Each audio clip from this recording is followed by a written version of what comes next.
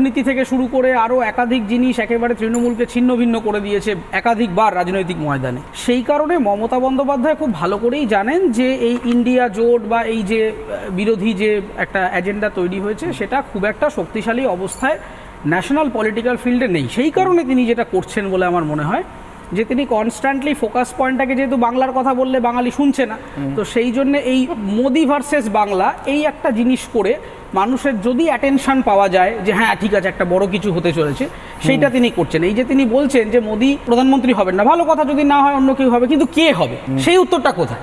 নিজেও জানেন যে ন্যাশনালি কোন সরকার আসছে, কারা ক্ষমতায় আছে না আছে, তা খুব ভালো করেই তিনি বুঝতে পেরে যাচ্ছেন।